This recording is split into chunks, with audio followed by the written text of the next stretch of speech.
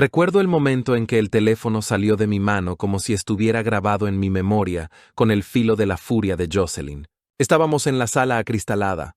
La luz de la tarde se filtraba entre las persianas y dibujaba patrones en el suelo de madera. Acababa de terminar una llamada tranquila con un reclutador, una llamada que ni siquiera había buscado.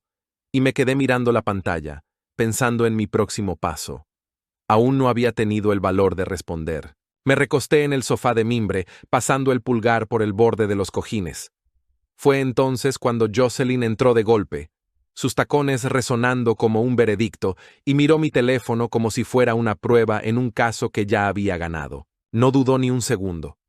Me arrancó el teléfono de la mano, el marco de plástico crujió contra su palma y lo lanzó al suelo.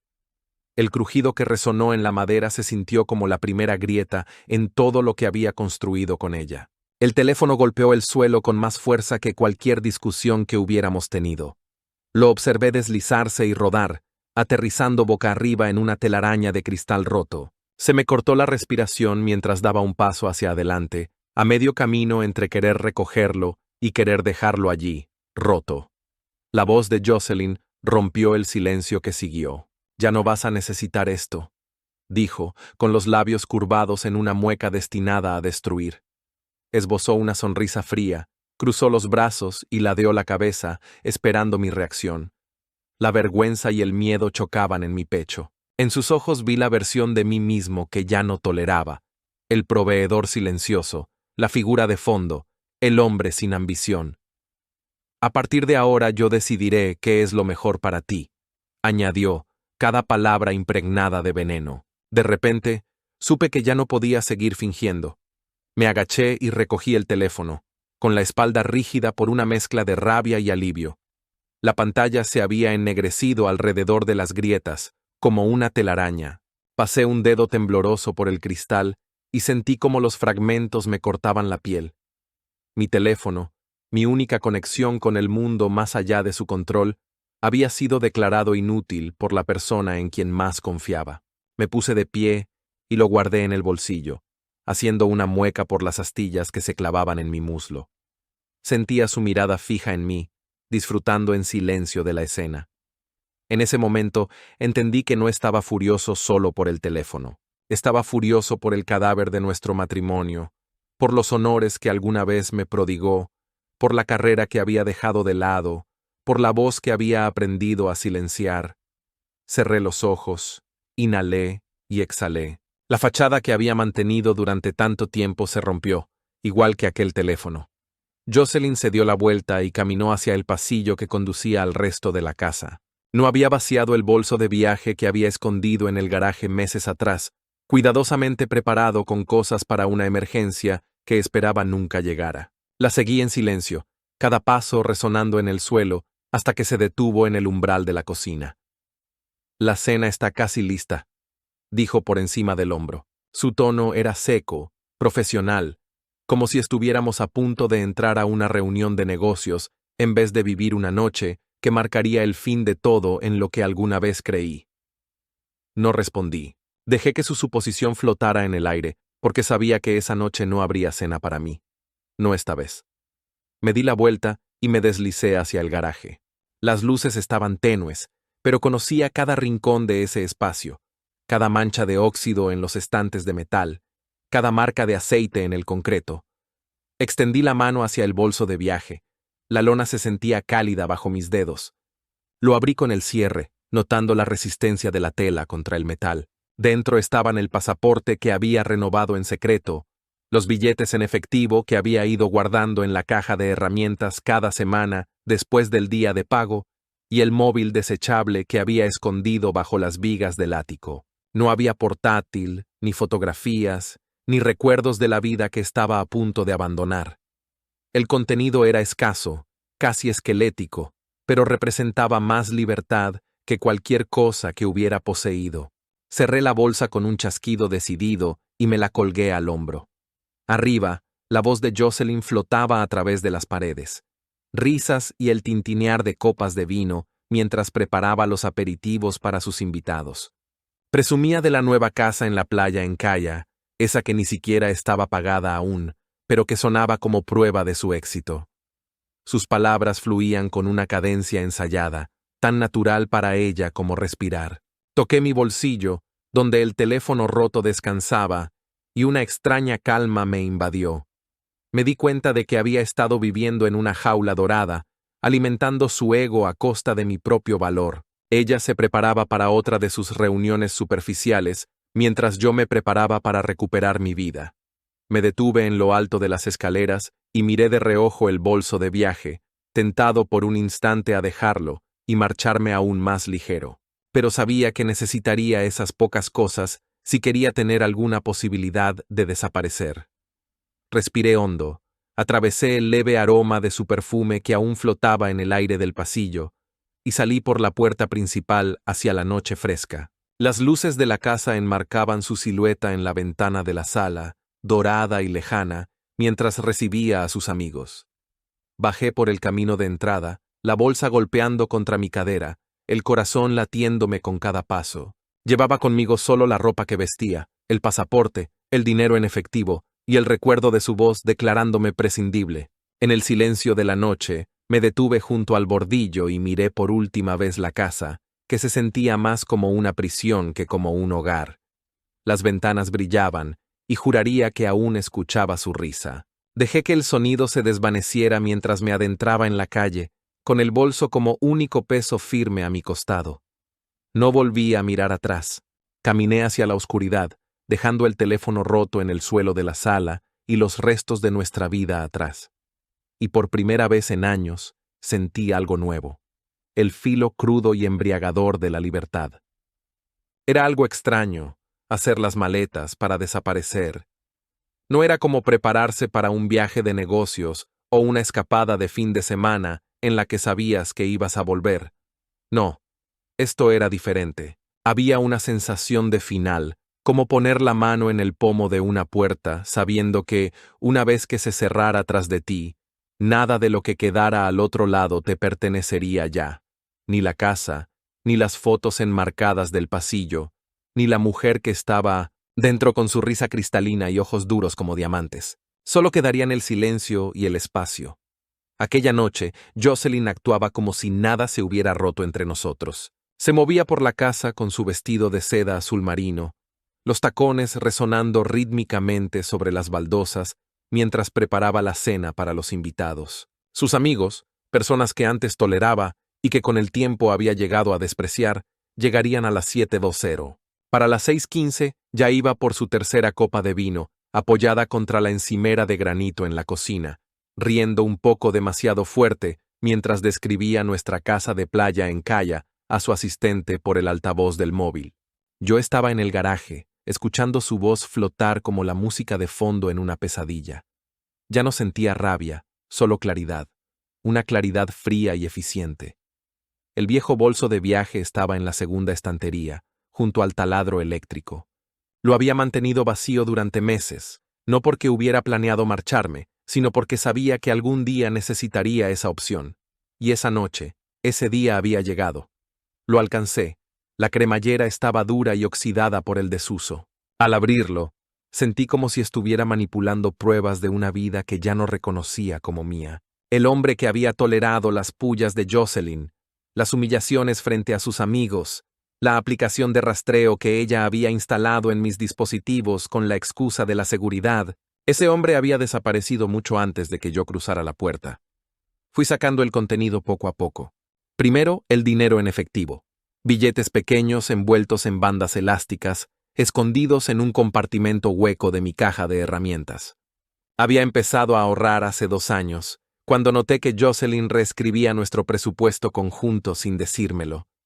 Ella controlaba todas las cuentas, todos los extractos, cada dólar. No sabía que yo había abierto una caja de seguridad a nombre de soltera de mi madre en una pequeña cooperativa de crédito, a 3 pueblos de distancia. No sabía que había empezado a llevar efectivo encima, como si estuviera esperando el fin del mundo. Después, el pasaporte. Nuevo, impecable, renovado en secreto, después de que ella destrozara el anterior durante una pelea, diciendo: «No viajamos lo suficiente como para que lo necesites». En ese momento, me dije que no valía la pena discutir, pero aún recordaba la forma en que me miró. como si yo fuera un riesgo que había que controlar, no un hombre digno de respeto. Extendí la mano bajo la trampilla del ático y bajé una vieja caja de puros. Dentro estaba el teléfono desechable, comprado en efectivo en una gasolinera a 1 hora de distancia, mantenido en modo avión desde entonces. Sin contactos, sin rastros, una hoja en blanco. No empaqué mucho más. Una sudadera, un par de vaqueros extra, algunos artículos de aseo básicos. Te sorprendería lo poco que necesitas cuando te marchas con el corazón vacío. Lo esencial no era lo que llevaba en las manos, sino lo que por fin estaba recuperando: el tiempo, el silencio, el derecho a pensar sin ser corregido, a hablar sin ser reinterpretado. Mientras cerraba la cremallera del bolso, escuchaba cómo la risa de Jocelyn se hacía más fuerte. Los invitados debían de haber llegado. Entorné la puerta del garaje y eché un vistazo. Allí estaba ella, en el centro del recibidor, copa en mano, el rostro iluminado bajo la lámpara de araña, cada gesto perfectamente ensayado. Estaba contando la historia de mi ascenso, uno que ni siquiera deseaba, que ella misma había conseguido a través de la empresa de su padre, exhibiéndome como a una mascota a la que había enseñado a sentarse en el momento oportuno. Esperé hasta que estallaron las risas, y entonces salí por la puerta lateral. Avancé rápido por el sendero trasero, pasando junto al jardín que ella nunca cuidaba, pero siempre fotografiaba. Mi coche estaba aparcado a 2 manzanas. Aquella mañana había ido caminando hasta allí, con la excusa de que necesitaba aire fresco tras una discusión inventada. Jocelyn no lo había cuestionado. Hacía tiempo que había dejado de escuchar mis palabras. Subí al coche, dejé el bolso en el asiento del pasajero y me quedé allí un largo momento, mirando el volante. Mis dedos temblaban ligeramente al girar la llave. El motor cobró vida, suave y familiar, como si también hubiera estado esperando tanto tiempo como yo. Arranqué despacio, conduciendo por calles llenas de casas idénticas con jardines perfectos, donde todo parecía ordenado y cuidadosamente diseñado, como nuestra vida. Las farolas se extendían a lo lejos, su luz rebotando en el parabrisas como fantasmas. No miré atrás, ni una sola vez. La casa quedó atrás.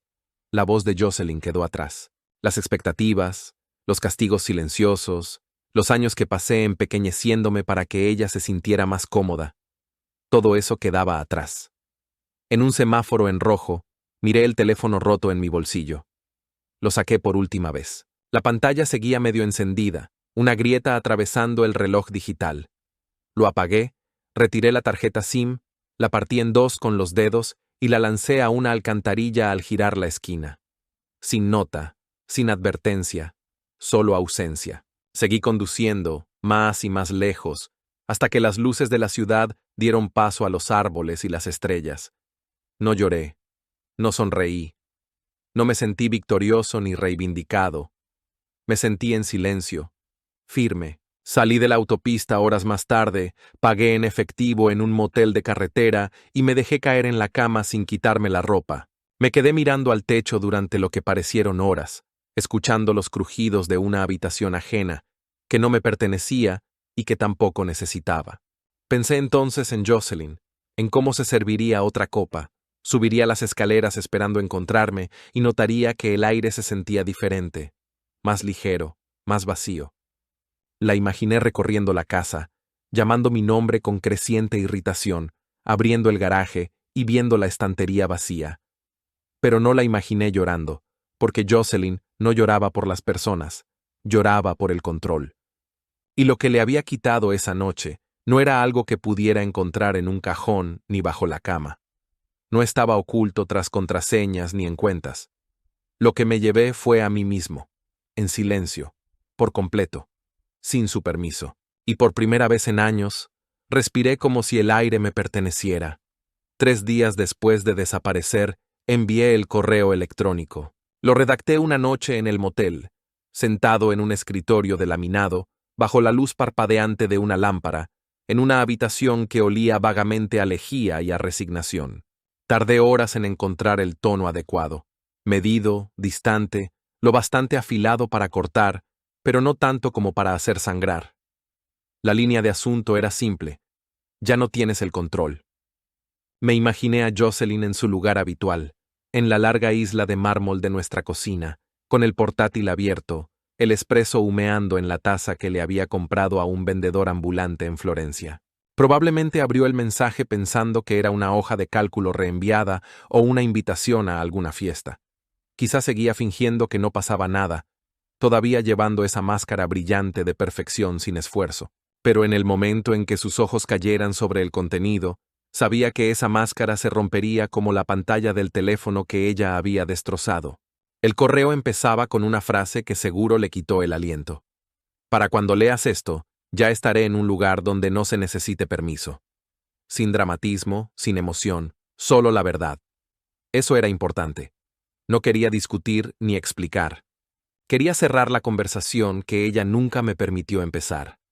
La siguiente parte del correo estaba estructurada como una lista, solo puntos con cambios irreversibles. Cada uno tiraba de un hilo que ella creía que solo ella sostenía. La transferencia de la escritura de la cabaña en Vermont está completada. Ella pensaba que todavía era suya. Le encantaba mencionarla en las conversaciones, su retiro invernal para montar a caballo, aunque nunca la visitaba. Lo que nunca supo es que había comprado su mitad con mis ahorros privados meses atrás. Nunca leyó los documentos de cierre. Solo firmaba donde su asistente le colocaba las pestañas. Ahora la cabaña era solo mía. Nuestra cuenta conjunta ha sido cerrada. La vacié 2 semanas antes de irme, transfiriendo los fondos en silencio a mi cuenta privada, bajo la LLC que había creado 3 años atrás, originalmente para una consultoría que, según ella, yo no tenía. Tiempo de iniciar. Ella creía que tenía la correa financiera. Nunca se le ocurrió que yo pudiera soltarme sin previo aviso. Presenté mi carta de renuncia en la empresa de tu padre hace 2 semanas. Esta le dolería. Me la imaginaba parpadeando, releyéndolo, sin poder creer que me hubiera marchado del puesto que ella había orquestado para mí. Vicepresidente de estrategia, entregado como una correa más. Su padre siempre me presentaba como el listo que sabe mantenerse en su sitio. Seguro que ahora se atragantaría con esas palabras. Firmé el correo de forma sencilla. RH. Sin atentamente, sin con cariño, sin súplica final. Solo mis iniciales, limpias, sin rastro de disculpa. No lo envié desde el teléfono desechable. Eso habría levantado sospechas demasiado pronto. Usé mi dirección de correo original, la misma asociada a todo, desde la confirmación de nuestra boda hasta las declaraciones de impuestos. Quería que supiera que era yo, sin duda, sin margen para manipular la historia. Y lo envié a las 5:12 a.m., su hora habitual de revisar el correo antes de su clase de pilates. Quería que fuera lo primero que leyera ese día, una grieta en los cimientos antes del amanecer. Después de pulsar enviar, me quedé mirando el techo del motel durante mucho tiempo. No hubo una oleada de triunfo, ni un momento cinematográfico de victoria, solo quietud, como ese instante después de un trueno, cuando el aire contiene la respiración y nada se mueve. Una parte de mí se preguntaba qué haría ella. Jocelyn no era de las que se derrumban, se volvería fría antes que débil. Sabía que lo primero que haría sería revisar las cuentas. Llamaría al banco, con la voz cortante y urgente, tal vez incluso venenosa. Exigiría hablar con el gerente, como siempre hacía. Luego revisaría los registros de propiedad y vería que la cabaña de Vermont ya no estaba a su nombre. Repasaría los mensajes y llamaría a mi antiguo número. Sonaría una vez antes de cortarse con un tono muerto. Quizá llamaría a mi antiguo jefe, esperando confirmar que todo era una especie de truco o un castigo. Pero entonces escucharía la verdad. Me había ido, oficialmente, legalmente, de forma irreversible. El mundo de Jocelyn giraba en torno a la percepción, a las apariencias. No temía la soledad, temía la humillación. La idea de que alguien pudiera verla como la que fue abandonada, como la que no logró mantener todo en orden, sería la herida real. Y sabía que esa herida solo se profundizaría. No le dejé ningún rastro que seguir. No dejé migas de pan ni llaves escondidas. Quería que se quedara en silencio frente a la verdad, del mismo modo que yo lo había hecho durante años. Quería que sintiera el peso de decisiones tomadas sin su consentimiento. Al día siguiente recibí un único correo de respuesta. Asunto. ¿En serio? Sin saludo, sin firma, solo 2 palabras en el cuerpo. Cobarde. Lo miré y no sentí nada. Ni el nudo familiar en el estómago, ni el impulso de explicar. Solo un eco apagado de la voz de la que había escapado. No respondí. Lo archivé. Su rabia ya no tenía dónde aterrizar. Yo había salido de su órbita, y el silencio ahora me pertenecía. Más tarde ese mismo día, compré un billete de autobús solo de ida hacia un pueblo cerca de la frontera con Vermont. Pagué en efectivo, sin identificación, sin dejar rastro. El aire allí era más frío, más limpio. Los árboles no eran setos recortados, eran salvajes e indiferentes, como yo intentaba ser. Llevaba el teléfono desechable apagado en el bolsillo y escribí todo lo que recordaba sobre la libertad. Cómo se sentía respirar profundamente, escuchar pájaros en lugar de sirenas, abrir una puerta sin pedir permiso. Ese correo no era solo un mensaje, era mi línea en la arena, mi declaración de independencia. Y sabía que no sería la última vez que Jocelyn supiera de mí, pero la próxima no sería desde un lugar de huida. Sería una tormenta, y esta vez ella no tendría el paraguas. No estuve allí cuando sucedió, no hacía falta. La historia me llegó como llegan casi todas las cosas en los pueblos pequeños, filtrada por voces que no tenían idea de lo mucho que esos detalles significaban para mí. La sobrina de Coffee, una chica que trabajaba a tiempo parcial en un spa cerca de donde Jocelyn se hacía los tratamientos faciales, soltó la historia con aire despreocupado. ¿Has oído lo de la mujer que se desmayó en el club?, preguntó, cortando un limón tras la barra del café. No pestañeé. Solo removí mi café y esperé, porque ya sabía exactamente de quién estaba hablando. De Jocelyn. Fue un miércoles por la tarde, en el club de campo, el mismo al que solía arrastrarme para esas reuniones de vinos y conversaciones forzadas con gente que sonreía demasiado y se preocupaba demasiado poco. Aquel día, ella había llegado con un vestido cruzado color crema, el pelo recogido en un moño perfecto, y esos pendientes de perlas que insistía en decir que eran de París. Yo los había comprado en línea. Ella nunca supo que vi el recibo con un código postal de Luisiana. Jugaba su papel de siempre, encantadora, impecable, la imagen de una mujer que lo tenía todo y no necesitaba nada. Podía imaginarlo con demasiada claridad. Jocelyn de pie junto a la chimenea, copa de vino en mano, riendo de chistes demasiado planos para ser graciosos, batiendo las pestañas mientras sus amigas le hacían la misma pregunta de siempre. ¿Dónde está tu marido? Ella habría sonreído.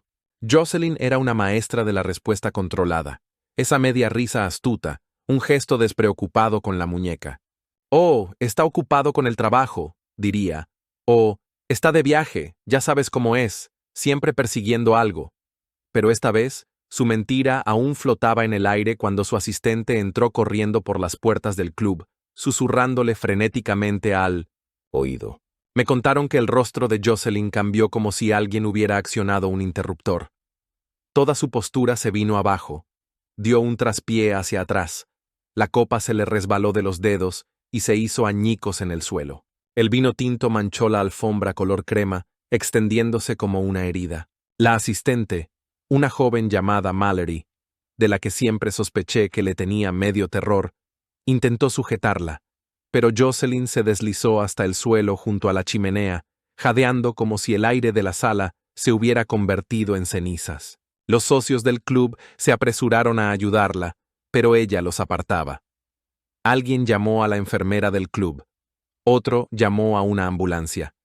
Se agarraba el pecho, pero no había infarto, ni convulsión. Lo que le pasaba a Jocelyn no era físico, era psicológico. Era síndrome de abstinencia, de poder. Las cuentas bancarias estaban bloqueadas, sus llaves ya no funcionaban, la cabaña de Vermont había desaparecido. Su asistente había intentado recoger la ropa de la tintorería con la tarjeta de crédito de la empresa, solo para descubrir que la cuenta ya no existía. Jocelyn había mantenido demasiados platos girando durante tanto tiempo que nunca imaginó que pudieran caer, y mucho menos todos a la vez.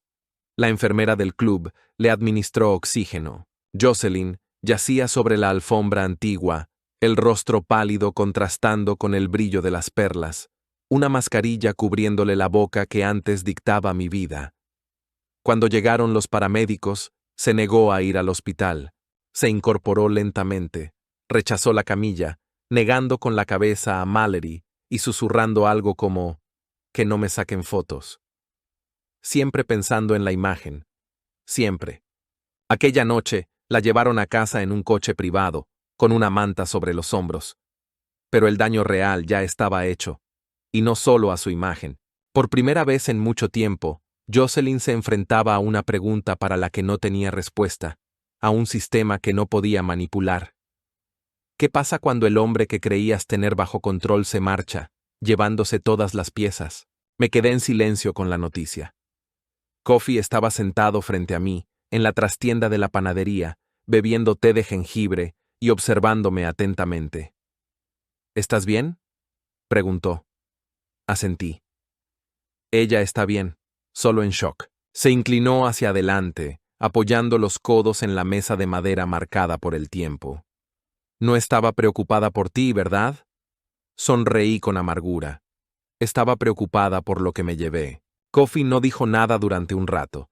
Solo asintió lentamente, como si entendiera más de lo que decía. Hay una paz especial que llega cuando el pánico de otra persona ya no te pertenece, dijo al fin. Tenía razón. No me sentía culpable. Tampoco me sentía victorioso. No se trataba de ganar. Se trataba de recuperar. No me había llevado dinero. Me había llevado lo que era mío. La libertad, la elección, el silencio. Ella solía convertir las tres en armas.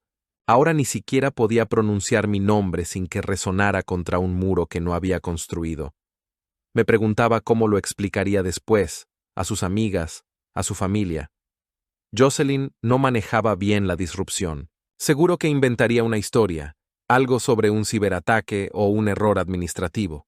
Lo llamaría una molestia temporal, un fallo que ya estaba solucionando. Sonreiría en el brunch, pediría otra mimosa y fingiría que nada dentro de ella se estaba desmoronando. Pero a puerta cerrada, seguramente estaría destrozando cajones, enviando correos desesperados a detectives privados, exigiendo que alguien rastreara mis pasos. Escarbaría entre los restos que dejé atrás como una arqueóloga del control, buscando la grieta por la que se le había escapado el poder. Pero no me encontraría. Ni en la casa, ni en el sistema, ni en la historia que había ensayado tan bien durante años. Me había convertido en lo que ella nunca imaginó. Libre. Más tarde esa noche, me senté junto al río, detrás del edificio de Kofi, escuchando el suave murmullo del agua contra las piedras. Pensé en aquella chimenea del club de campo, la misma que Jocelyn siempre decía que la hacía sentirse importante. La imaginé derrumbada a su lado, respirando a través de una mascarilla de plástico, con su imperio de cristal y gaslighting empezando a resquebrajarse. No sentí alegría, sentí distancia. Finalmente, había espacio entre nosotros, no solo en kilómetros, sino en significado. Ella podía entrar en pánico, podía llorar, podía gritar, pero por una vez, nada de eso requería mi respuesta, y ese silencio era solo mío. No esperaba quedarme mucho tiempo en aquel pueblo junto al río. Se suponía que era solo una parada, un lugar tranquilo donde esconderme un tiempo, hasta que descubriera a dónde desaparecer después. Pero entonces llegó Kofi, y luego llegó la paz. Ambos tuvieron el mismo efecto en mí. No pedían explicaciones. La habitación que alquilé estaba encima de una antigua panadería, con contraventanas azules descoloridas y una campanita sobre la puerta que sonaba como si perteneciera a otra época. La mujer que la regentaba, la señora Adler, apenas levantó la vista cuando le entregué el dinero en efectivo y pregunté si la habitación de arriba seguía disponible. La habitación es fría y la calefacción tiene mal genio, advirtió, deslizando una llave por el mostrador. ¿La quieres o no? La tomaré, respondí, sin firma, sin tarjeta de crédito, sin identificación. Solo un hombre con una bolsa y una voz cansada, buscando algo que no sabía nombrar. Conocí a Kofi a la mañana siguiente.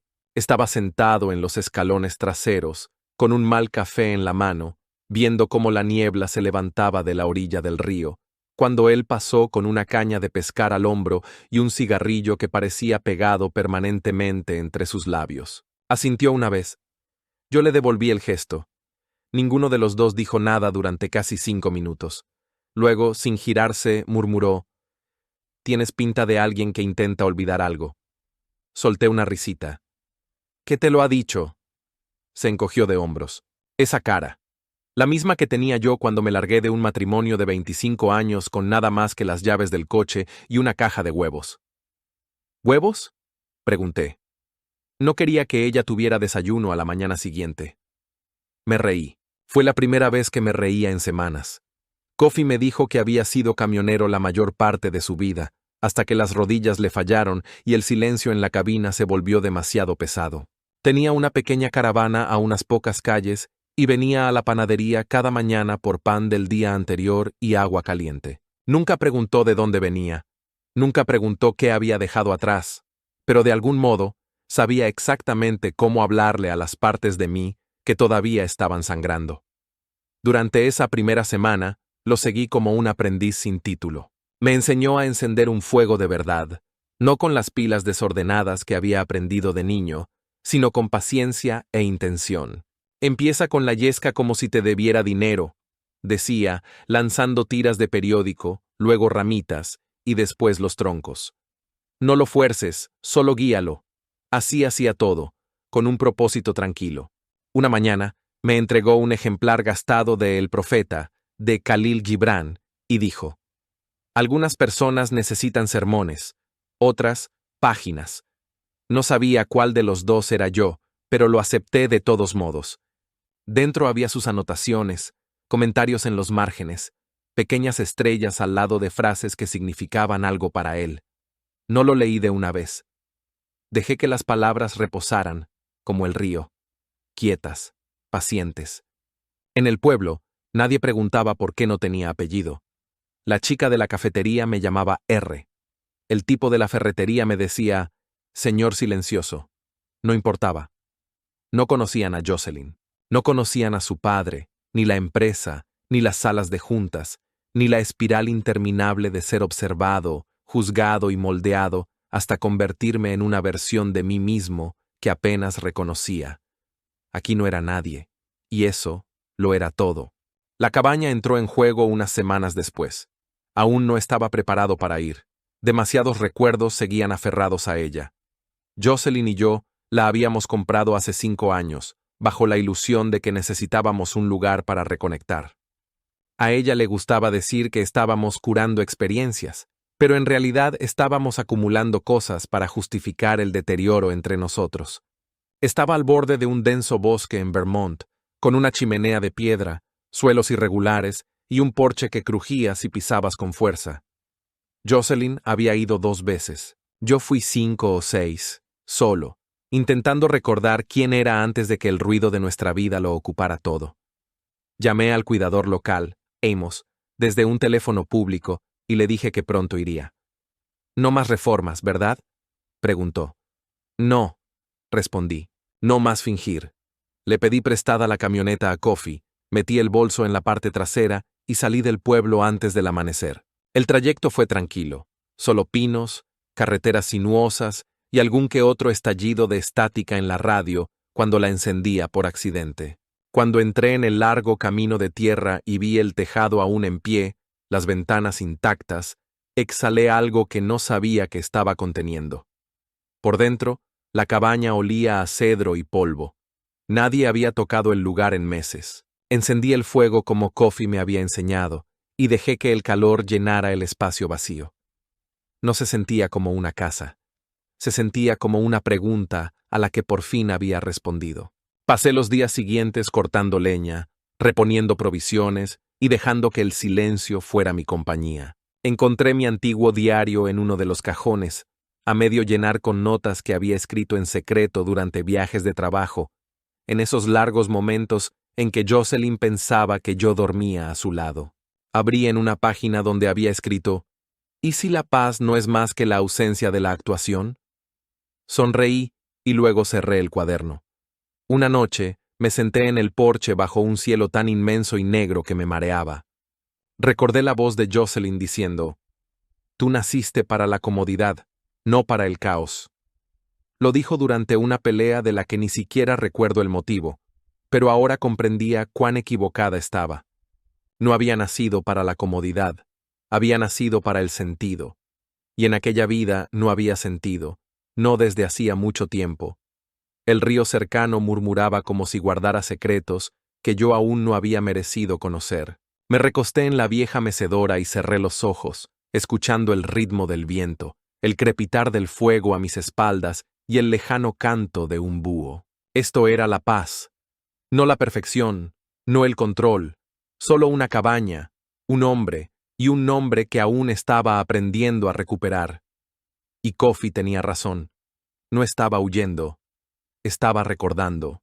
La primera carta llegó 2 semanas después de instalarme en la cabaña. Un sobre elegante, grueso, de esos que prácticamente resuman dinero y amenazas. La encontré cuidadosamente doblada dentro del buzón de la cabaña, justo debajo del habitual reparto de periódicos locales y algún que otro folleto publicitario no solicitado. Estaba dirigida a Sr. R. Harlow, mi nombre completo, formal e inconfundible, escrito en una tipografía que prácticamente gritaba litigio. El remitente, un bufete de Manhattan, uno que Jocelyn había mencionado en el pasado, en aquellas cenas pretenciosas que solíamos organizar con gente que bebía vino como si estuviera audicionando para la realeza. La carta por dentro era breve, pero la intención estaba clara: devolver la propiedad, devolver el dinero, devolverme a mí mismo. 3 acusaciones. Primera, que me había llevado bienes que pertenecían legítimamente a la señora Harlow. Segunda, que había realizado transferencias y retiradas no autorizadas de cuentas conjuntas. Tercera, que había abandonado el matrimonio sin cumplir con las obligaciones legales. La última línea quemaba en la página. Si no cumple en un plazo de 10 días hábiles, se procederá a la vía legal y civil. Me reí en voz alta, no porque fuera gracioso, sino porque era tan absurdamente predecible. Jocelyn no podía alcanzarme, así que ahora enviaba lobos con trajes a rayas y zapatos relucientes. No me echaba de menos el control. Esa misma noche, sonó por primera vez el teléfono desechable desde que lo había encendido. Sin número, solo llamada desconocida. No contesté. Dejé que sonara hasta que el sonido se desvaneció en el silencio de los bosques de Vermont. 1 minuto después, llegó un mensaje de voz. Lo escuché en altavoz, de pie, descalzo, en el porche crujiente de la cabaña. Su voz, fría, calculada, contenida como una bomba envuelta en encaje. Raymond, te di tiempo, te di espacio, pero ahora estás volviendo esto hostil. Te llevaste cosas que no eran tuyas. El reloj, la brújula, esa cabaña. Ese dinero no era solo tuyo. Me estás obligando a actuar. He contactado con las autoridades. Terminó el mensaje sin un adiós. Eso fue lo que más se me quedó grabado. Ni siquiera un cuídate. Solo amenaza, solo consecuencia. No respondí. No había nada que decir que no hubiera comunicado ya al marcharme. A la mañana siguiente, un coche patrulla del sheriff apareció en el camino de grava que llevaba a la cabaña. Observé desde la ventana, los dedos descansando ligeramente sobre el alféizar. No se me aceleró el corazón. No me temblaron las manos. Me quedé quieto, tan sereno como los árboles del exterior. Tocó 2 veces, firme, pero sin agresividad. Abrí la puerta despacio y salí a la luz. «Buenos días», dijo. Era de mediana edad, con gafas de sol y expresión neutral. En su placa se leía Sheriff Lane. Su tono era educado, cauteloso. «Hemos recibido un informe sobre una persona desaparecida, un tal Raymond Harlow. Supongo que es usted». Asentí. «No desaparecido, simplemente no interesado en ser encontrado». Pausó, estudiándome. Probablemente tendría pinta de ermitaño, el pelo más largo de lo habitual, barba sin afeitar, camisa de franela y vaqueros gastados. Nada amenazante, solo cansado. Me lo imaginaba, dijo. He hablado con algunas personas del pueblo. Dicen que se ha mantenido al margen, sin problemas. ¿Es cierto? Sí, señor. Volvió a asentir, echando un vistazo por encima del hombro. Su esposa, o exesposa, presentó un informe de persona desaparecida y luego una denuncia por robo de propiedad. Levanté una ceja. ¿Presentó las dos? Soltó una leve risa, rompiendo un poco el tono profesional. Sí, un poco contradictorio, ¿no? Difícil robar cosas si se supone que uno ha desaparecido del mapa. Avancé un poco más al porche, con las manos visibles. ¿Qué exactamente dijo que robé? Algunas reliquias familiares, algo de dinero en efectivo, esta propiedad también. Dice que era de ambos. Lo era. Luego compré su parte. Los documentos están en el cajón, adentro. Y el reloj y la brújula de los que habla eran de mi familia, heredados. Tengo los certificados. A ella le gustaba decir que eran suyos cuando había visitas. Lane asintió. Parece que lo tiene todo en regla. ¿Le importa si entro, solo para verificar que todo esté en orden? Por supuesto. Me hice a un lado. Él entró despacio, con respeto. Saqué la carpeta negra. Sí, la misma que antes estaba etiquetada como muestras de pintura en nuestro garaje. Jocelyn la había ignorado durante años. Ahora contenía todos los documentos relevantes, perfectamente organizados, firmados y sellados. Lane hojeó los papeles con la mirada de alguien que había visto demasiadas denuncias falsas y muy poca paz. Después de unos minutos, levantó la vista. Todo en orden. Exhalé por la nariz, una lenta liberación de tensión que no sabía que estaba conteniendo. Lane se incorporó, me devolvió la carpeta y echó un vistazo al pequeño espacio. Bonito lugar, tranquilo. No me extraña que no quisiera que lo encontraran. Esbocé una leve sonrisa. Hay cosas que es mejor dejar atrás. Asintió de nuevo, más para sí mismo que para mí.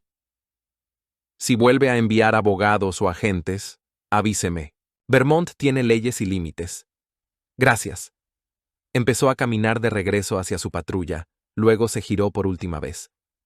Por lo que vale, no me parece que se haya ido sin motivo. No lo hice, respondí en voz baja. Se alejó sin luces ni sirenas, solo el rumor de las ruedas sobre la grava, desvaneciéndose como un suspiro. Volví al interior, preparé té y me senté junto al fuego.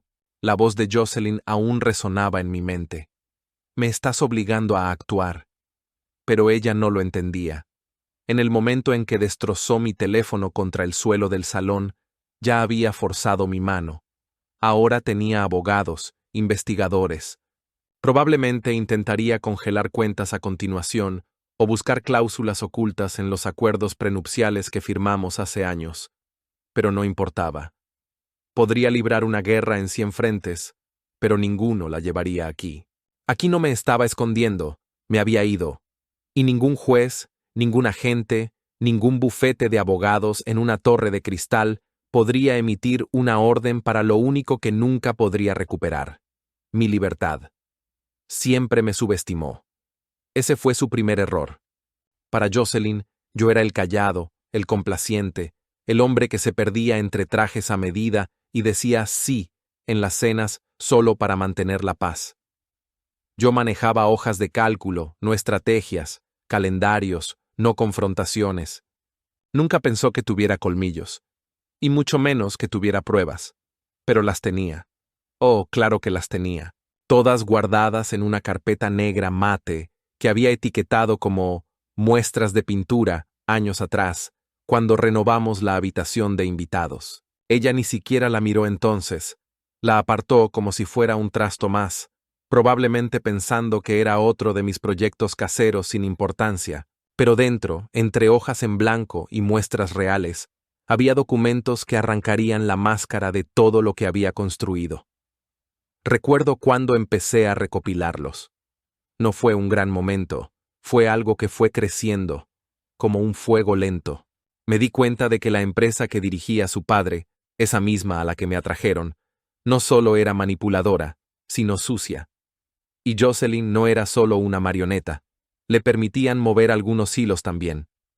Me pedían que firmara cosas que no entendía, que revisara contratos plagados de cifras que no cuadraban, empresas fantasmas sin actividad real, clientes que pagaban por adelantado por servicios que nunca se prestaban.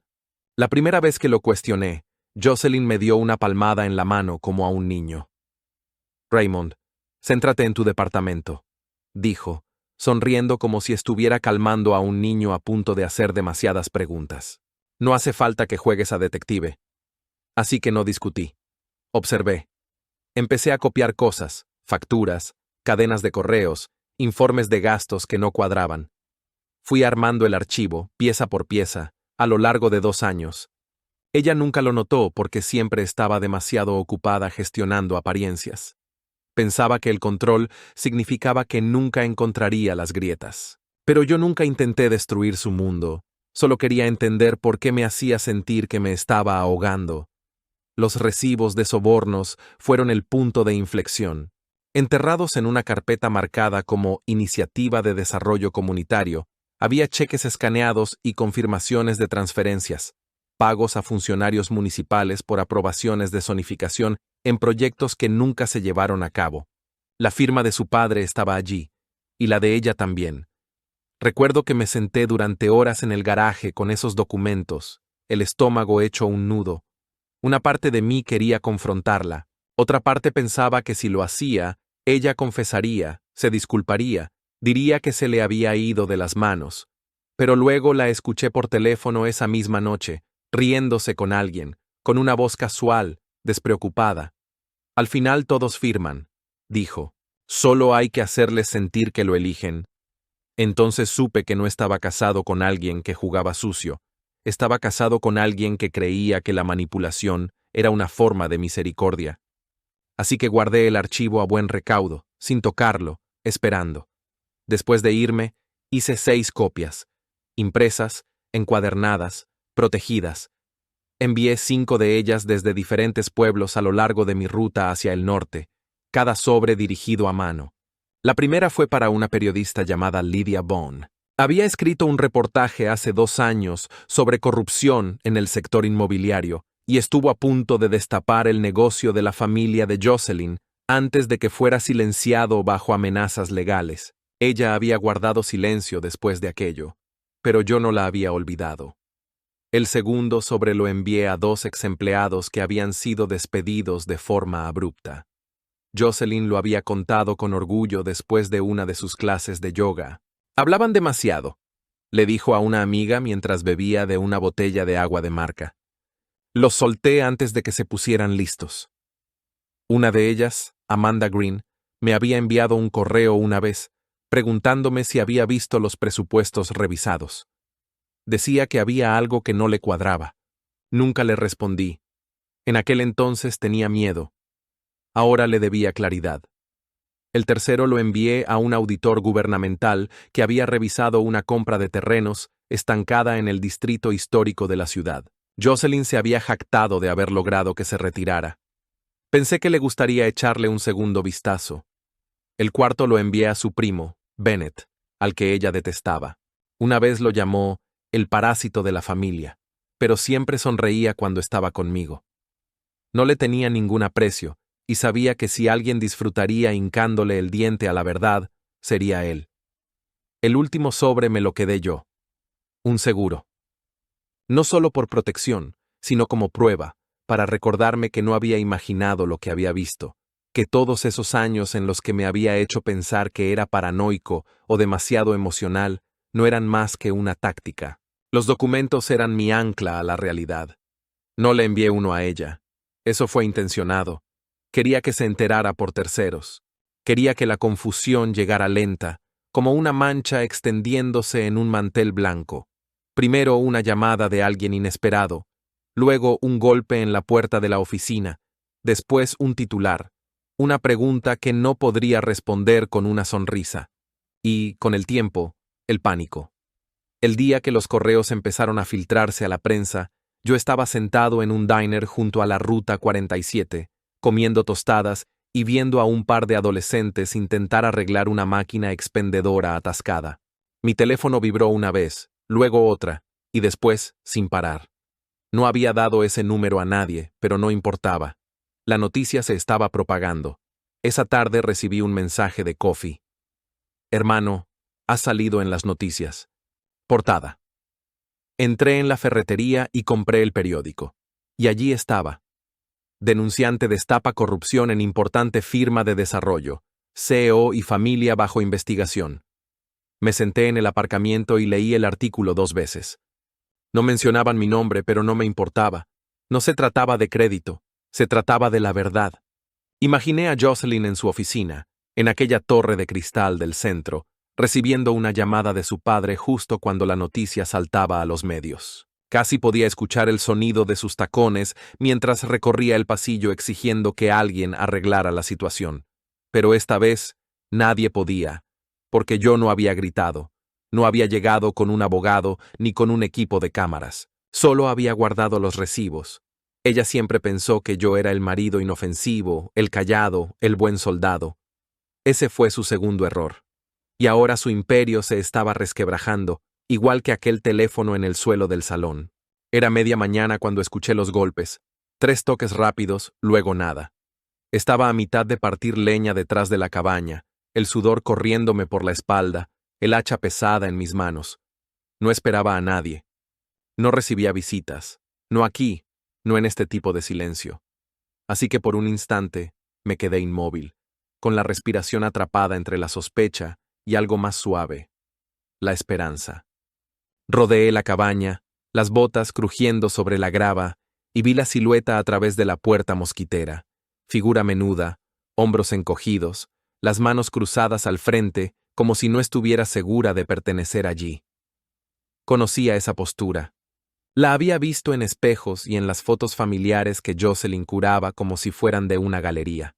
Mara, tratando de no ocupar espacio. Cuando abrí la puerta, nos quedamos simplemente mirándonos.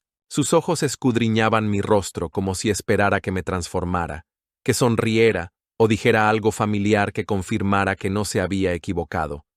Se la veía más mayor, más delgada, sus rizos recogidos en una coleta floja, el rostro sin maquillaje, sin armadura, y aún así hermosa, no de portada de revista, sino con la resiliencia callada de alguien que ha resistido más tormentas de las que le correspondían.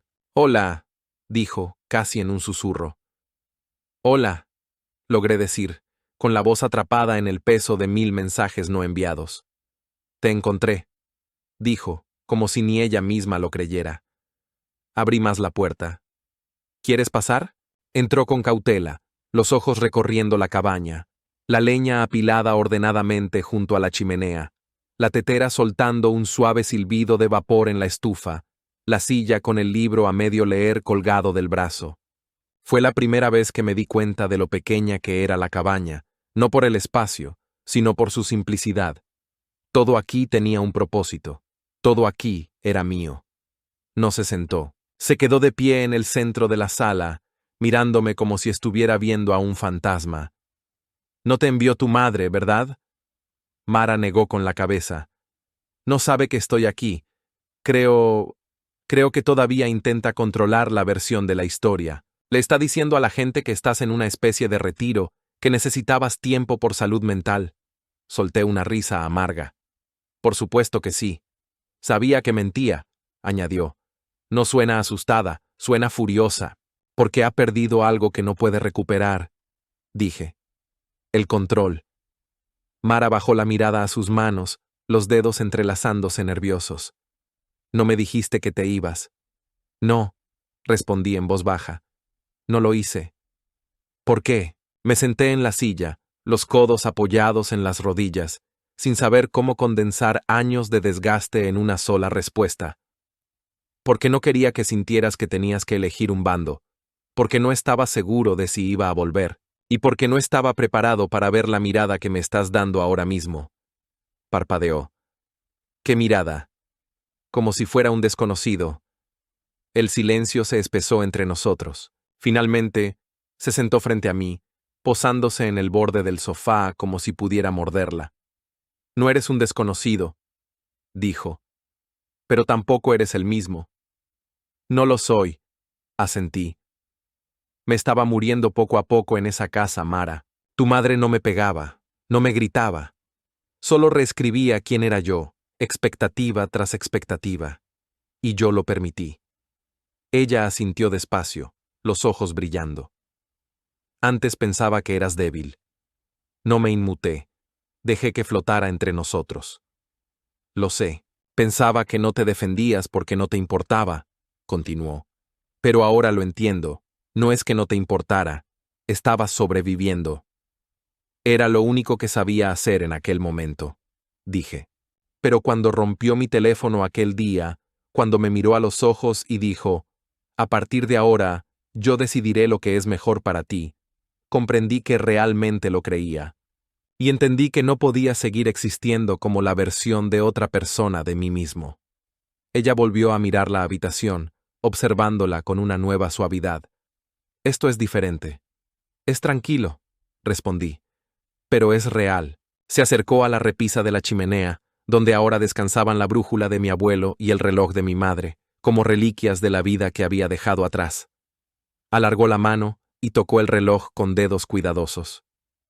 Ella dijo que eran suyos. Por supuesto que lo dijo. Dijo que te llevaste cosas que no te pertenecían. La miré a los ojos. Está equivocada. Solo recuperé lo que nunca me dio permiso para tener en primer lugar. Mara caminó hasta la ventana, los brazos cruzados, mirando hacia los árboles. Me quedé con ella después de que te fuiste. Me lo imaginaba. Hizo que pareciera que nos habías abandonado. No te abandoné, dije, las palabras pesando más de lo que esperaba. La dejé a ella. Es diferente. Se giró, los ojos brillantes pero firmes. Lo sé, por eso estoy aquí.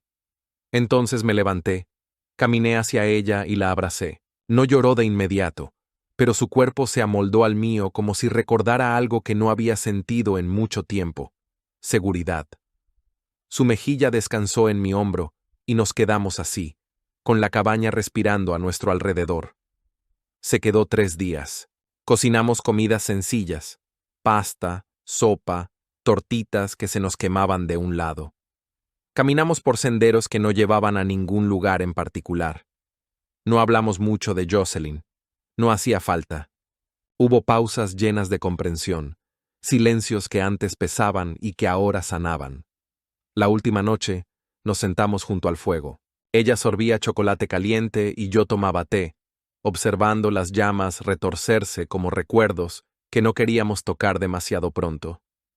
No estoy lista para cortar con ella, dijo de repente. No del todo. Lo sé, respondí. Sigue siendo mi madre. Siempre lo será.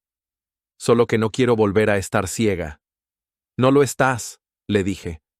Ves más claro que muchas personas de tu edad jamás verán. Entonces me miró, con una media sonrisa asomando en las comisuras de los labios. No hablas como antes. Quizás por fin encontré mi propia voz. Apoyó la cabeza en mi hombro. Me alegra que te hayas ido. Miré el fuego y susurré. A mí también. Se marchó por la mañana, la mochila colgada de un hombro, prometiendo escribirme cuando llegara.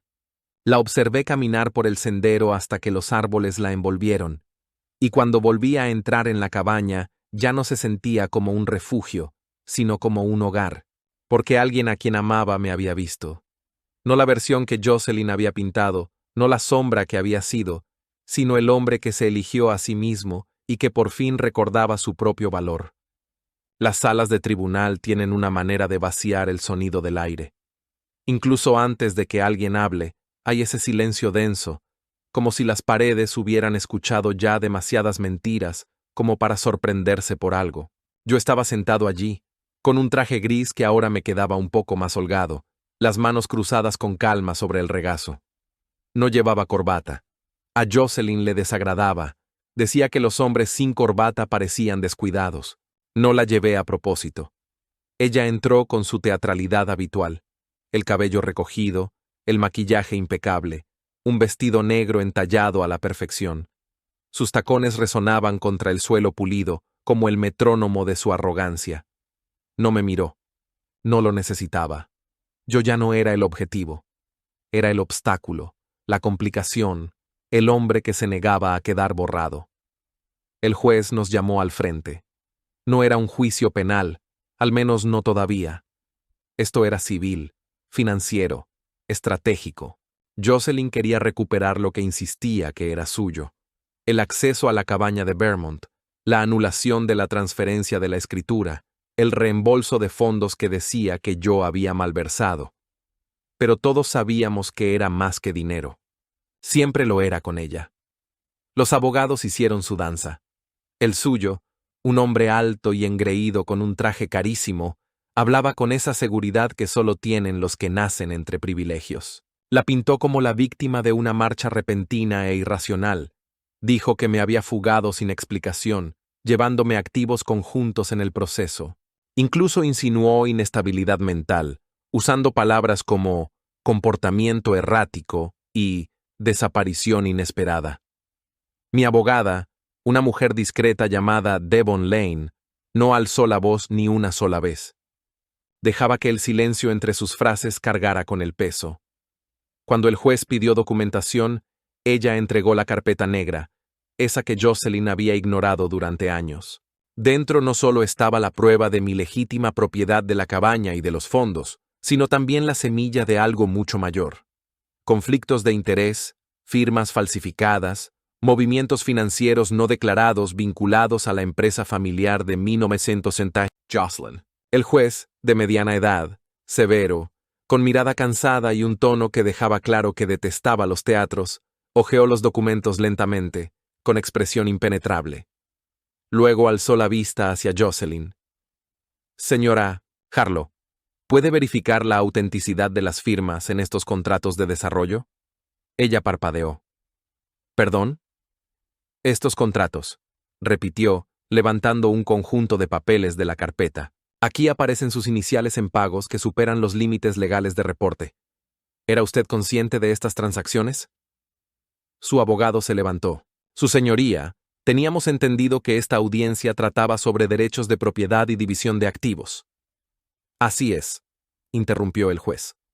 Pero cuando se presentan posibles pruebas de conducta delictiva, este tribunal está obligado a reconocerlo. Remitiré estos documentos a las autoridades competentes para su revisión. La mandíbula de Jocelyn se tensó. Por un segundo, solo un breve segundo, vi la máscara resquebrajarse. Sus ojos se posaron en mí, no con ira, no con remordimiento, sino con miedo. El juez continuó. En cuanto al tema que nos ocupa, el señor Harlow ha demostrado de forma clara la titularidad legal de la propiedad en Vermont. La transferencia es legal y definitiva. Los fondos en cuestión fueron retirados antes de la renuncia formal del señor Harlow a Strategium Analytics, lo cual, según su contrato, le otorga derecho a indemnización y opciones sobre acciones que superan la cantidad retirada. Por lo tanto, no corresponde reembolso alguno. Su abogado balbuceó algo sobre intenciones y expectativas matrimoniales, pero ya estaba decidido. El juez alzó la mano. Señora Harlow, su solicitud queda denegada, y además, a la vista de estos nuevos documentos, le recomiendo encarecidamente que se prepare para una posible investigación penal. Se levanta la sesión. Golpeó el mazo. Y eso fue todo. No me moví de inmediato. Solo observé cómo Jocelyn permanecía allí, paralizada, con su abogado susurrándole frenéticamente al oído. La sala cobraba vida a nuestro alrededor. Funcionarios recogiendo archivos, gente dirigiéndose hacia las salidas. Finalmente, ella se volvió hacia mí. «Lo planeaste», susurró, lo bastante bajo para que solo yo pudiera oírla. «Esperaste el momento perfecto para humillarme». «No», dije poniéndome en pie. «Eso lo hiciste tú sola. Yo solo dejé de protegerte de la verdad». Sus ojos se entrecerraron. «Te arrepentirás». Esbocé una leve sonrisa. «Ya me arrepiento de haberme quedado tanto tiempo». Salí sin mirar atrás. Afuera, el aire era frío y limpio. Devon se reunió conmigo en los escalones, con la carpeta bajo el brazo. «¿Estás bien?», preguntó. Asentí. «Sí». Extrañamente. Se ajustó las gafas. Esto no ha terminado para ella. Si esos documentos se sostienen, habrá consecuencias. Investigaciones, auditorías. Eso espero, respondí. Devon me miró entonces, larga, sostenidamente. La mayoría de la gente no consigue hacer algo así. Lo fantasean, lo comentan con cervezas entre amigos en los que ni siquiera confían. Pero tú lo hiciste. No buscaba venganza, contesté. Solo quería paz. Ella inclinó un poco la cabeza. ¿Y la has encontrado? Pensé en la cabaña, en la forma en que Mara me había mirado antes de marcharse, ya sin confusión. Pensé en las mañanas de café y silencio, en el río tras mi ventana y en la paciencia de Coffee. Sí, dije. La encontré. Devon me tendió la mano. Pues si alguna vez necesitas algo, llámame. Le estreché la mano. Gracias. Pero creo que por un tiempo he terminado de necesitar. Mientras ella se alejaba, me quedé un rato más sentado en el banco del juzgado, observando a la gente moverse en sus vidas. Jocelyn había pasado años intentando reescribir la mía, convertirla en un papel secundario en su historia. Y durante demasiado tiempo, yo lo permití. Permití que la comodidad adormeciera la urgencia de mi verdad. Pero el mazo había caído. La mentira se había terminado. Y curiosamente, no me llevé nada material. Ni una gran suma, ni fama. Pero lo que sí me llevé importaba más. Dignidad, claridad, paz y la certeza inquebrantable de que nunca más pediría permiso para ser libre. Ahora me despierto con el sol, sin despertador que suene como un disparo de advertencia, sin una voz fría y amarga al otro lado de la cama recordándome que ya voy tarde. Solo la luz filtrándose por las ventanas de la cabaña y el ritmo pausado del agua corriendo entre las rocas afuera. Es extraño lo rápido que el cuerpo aprende a respirar de nuevo cuando el ruido desaparece. La mayoría de las mañanas me siento en el porche con una taza de café negro, las manos envueltas alrededor de la taza como si llevara algo más que calor, como si llevara la prueba de que esta vida que construí desde las cenizas es real. El río murmura cerca, siempre constante, siempre presente. No me pregunto a dónde va, no me importa. Eso tienen los ríos, no piden razones, no te obligan a justificar tu presencia. La voz de Jocelyn solía vivir en mi cabeza. Incluso después de que dejara de hablar, su desaprobación era memoria muscular. Cada pequeño gesto ensayado para evitar su mirada, cada palabra editada para encajar en la versión de mí que ella había creado. Pero ahora, solo escucho pájaros, viento y a veces, la risa de Coffee resonando colina abajo. Sin embargo, tenía razón en una cosa. El día que rompió mi teléfono y dijo, «Ya no vas a necesitar esto». No se equivocaba. No necesitaba ese teléfono, ni las llamadas perdidas, ni los mensajes filtrados por sus asistentes, ni los recordatorios en el calendario que llenaba sin preguntar. Aquel teléfono era su correa, disfrazada de comodidad. Y tampoco la necesitaba a ella, ni sus sonrisas forzadas, ni su afecto calculado, ni su condescendencia vestida de preocupación, ni sus disculpas con condiciones. Antes pensaba que amar era resistir, que quedarse callado era ser fuerte, que ser fiable significaba sacrificar la propia voz para preservar la paz. Pero eso no era paz, era obediencia. Ahora la paz es esto, sin horarios, sin actuaciones, una cabaña que huele a cedro y memoria, un río que no se preocupa por quién fui, y mi nombre pronunciado solo cuando yo quiero escucharlo, no cuando alguien necesita algo. Algunos días aún pienso en la casa donde vivíamos. El salón donde rompió el teléfono, la cocina que mantenía impecable para que pudiera ser fotografiada, no para ser usada, el pasillo donde mi hija me susurró una vez, preguntándome si podíamos quedarnos en silencio juntos. Y lo dejé todo atrás. Cada habitación, cada marco, cada mentira envuelta en tela de diseñador. Me fui sin nota, sin discurso. Ese silencio fue mi primer acto de rebelión. La cobertura mediática se fue apagando con el tiempo. El imperio de Jocelyn se tambaleó, luego se resquebrajó. La empresa de desarrollo luchaba por mantenerse a flote. Su padre dio una entrevista televisada que fue más una súplica que una defensa, y ella emitió un comunicado llamándome un excónyuge actuando por venganza personal. No respondí. No hacía falta. La verdad no necesita micrófono cuando ya ha hablado a través de las pruebas. Mara me envía mensajes de vez en cuando, a veces una foto de su gato, a veces solo un pensando en ti. No la presiono. Dejo que me escriba cuando lo necesite y le respondo cuando encuentro las palabras adecuadas. Ella navega su propio océano, aprendiendo a confiar en sí misma tras una vida siendo entrenada para el silencio. Dijo algo antes de marcharse de la cabaña que todavía me acompaña. No eres quien pensaba que eras, eres mejor. Y eso fue suficiente. También pienso en Kofi, en su sabiduría sencilla, en su manera de escuchar sin intentar arreglar nada, en sus manos firmes, enseñándome a apilar la yesca como una pequeña catedral. Una vez me dijo, no puedes huir del daño, pero sí puedes dejar de darle las llaves. Y tenía razón. Dejé de darle permiso al dolor. Dejé de ceder espacio a quien usaba mi bondad como moneda de cambio. Jocelyn convirtió el amor en palanca, la comodidad en control.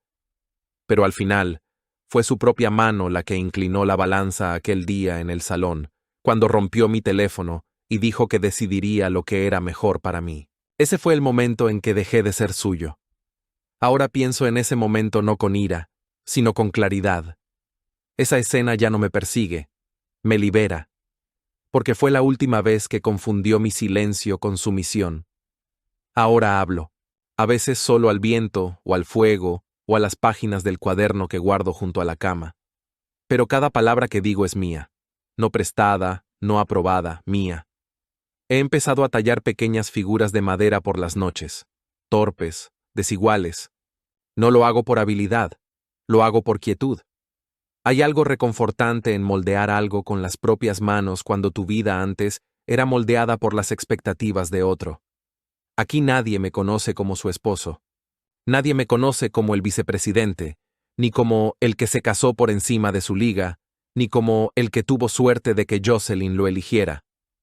Aquí soy simplemente Raymond, el hombre de la cabaña junto al río, el que pide el café con demasiado azúcar y deja propina justa, el que camina al pueblo con un libro de bolsillo bajo el brazo y un gesto de saludo tranquilo. Y con eso estoy bien. No, más que bien, soy libre. A veces por las noches, cuando el viento sopla fuerte y hace crujir el viejo columpio del porche, me pregunto si ella se asoma alguna vez a una ventana, preguntándose dónde estoy, si alguna vez piensa en el hecho de que no solo me fui, me retiré por completo de su mundo, me llevé mi historia, quemé el guión, pero no me quedo allí, porque la verdad es que el río no hace preguntas, no le importa lo que dejé atrás, solo sigue fluyendo, y yo, por fin, he decidido fluir con él.